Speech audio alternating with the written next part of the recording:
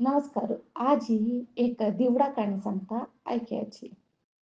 एक होड नहीं आशिले ते नईंचे दांड्यारी एक होड रुक ते रुकारी मस्त नमुने पक्षी आशिलिंची बಣ್ಣ ಬಣ್ಣ ಪಕ್ಷಿಯೋ ते ಪಕ್ಷಿಯೋ ತಂತು ಗೂಡು ಬಂದುನು ತಂಗೆಲೆ ಸಂಸಾರ ಒಟ್ಟು खुशेर आशिलिंची त्यांची रुक्कामुळं अंतू एक होड दिवडाचे बिल आशिले ते बिल्ला भितरी ते दिवडू आस्तशिले सकाळीची सक्कड पक्षियों खाण सोदून भाय केलेल तवळी दिवडान रूक चोणू वच्चनी ತಂಗೆಲೆ ಗೂಡಾನ್ ತಶೆ ಮೊಟ್ಟೋ ಸಣ್ಣ ಸಣ್ಣ ಪಕ್ಷಿಯಂಕ खाऊन सोडचशिले संजे ते पक्षी घरा वापस येईल तवळी ತಂಗೆಲ್ ಮೊಟ್ಟೋ ತಂಗೆಲ್ ಚೆರ್ಡುವಾಂಕ ಪೂರ दिवड खाऊन तशिले ते पळोवन पळोवन हांकां बारी दुःख जातशिलें.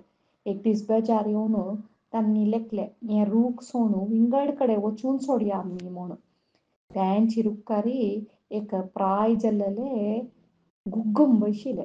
ते गुग्गुमा येवन हांनी सांगले आमी हे रूख सोडून विंगड वचया म्हूण आलोचन करतासाची म्हणून. त्यावेळी ते गुग्गुमान सांगले वय वय हांगच्यान विंगड वचया ते रुक्कारी आनीक संजो ತೊಂದ್ರೆ येता ते रूख सोडून आनी वचया तशी आमी रूख सोडून विंगड वता रावया खंय एक रावचे नात कितें म्हणटा. त्यावेळी पक्षी निमगिताची आनी आमी कसं करू जाता ते दिवड कितले व्हड आस पळयला हांवें आमगेले जीव सान आमी ते दिवडाक कसले करू जायना म्हणटा. त्यावेळी ते गुग्गूम सांगता आमी जीवान सान असला वरा आमगेले शक्ती उणी असला वरा आमगेले युक्ती आसा आमी युक्ती उपयोग सुनू ताका सोलसुया म्हणटा. त्यावेळी पक्षी निमगिताची कशी तें म्हणून. त्यावेळी फाल्यां सकाळी तुमकां ते उपाय शिकोवन दिता पळयाची म्हणटा. ह्या दीस सकाळी वेळारी ते गांवचे राणी तिगेले सखियां लोटू थंय न्हांवच्या येवन आसता न्हंयक. न्हांवच्या वच्चे फुडें नदी भितरी राणी तिगेले आंगार अशें भांगर पुरा काडून न्हंयचे दांड्यार काडून दवरता आनी न्हांवच्या वता. ही न्हांवच्या गेल्ले क्षणाची गुग्गूम एक पक्षीक सांगता उबून वचून तिगेले गळ्याचे सोरू हाडी आनी ते दिवडाले बिला भितर उडय म्हणून. पक्षी तशी करता थंयचे हार काडून व्हरून ते दिवडाले बिल भितरी घालन सोडता. सलपेळ नंतर न्हावन आनी आयले नंतर ती राणी तिगेले भांगर सोदितना तिका तिगेले सोरू मेळना.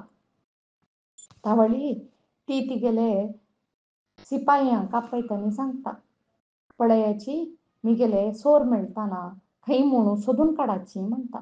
त्यावेळी ते सैनीक पुरा जन मेळून ते कडेकड सोदितना तांकां रुकामुळा अशे ते बिला भितरी भांगर तिगेले सोरू होळपूच दिसता. त्यावेळी तांणी म्हणटाची थंय आस पळय म्हणून वचून काडू पळयताची. त्यावेळी थंय भितर आशिल्ली दिवड बुस्स म्हूण माती उबारून रावता. त्यावेळी तांकां कळटा आनी आमी हांगा हात घाल्यार ते दिवड आमकां चाबता वय आनी आमगे जिवार येता म्हणून लेकून तांणी कसं करता म्हळ्यार तांगेले हातार अशे आयूध काडून ते बिला वयर मारूं सूर करताची. ते पेट्टू पळोवन थंयच्यान दिवड भिवून धांवन वता. ते दिवडान भायर धांवन गेले नंतर आनी ते बिला भितर हात घालून ते सोर उखलून घेताची आनी राणीक वापस हाडून दिताची. जाल्यार थंयच्यान वच्चे फुडें तांणी आलोचन करताची. हें बिल तशी सोडल्यार ते दिवड वापस येवन बसता आनी आनीक पण आमी न्हंयच्या दांड्यार येयले तवळी आमकां चाबचें साध्य आसा ताकाची हें अशी सोडून नज म्हणून थंय आशिल्ले माती पुरा खोंडून काडून ते बिला वयर घालून ते पुरून नेलसम करताची आनी मागीर थंयच्यान वचून सोडताची. सैनिकान पुरा वतरी ते दिवड वापस थंय येता. जाल्यार वापस आयल्यार कसं प्रयोजन ताजें बील पुरा तांणी लगड काडून जाल्लेलें.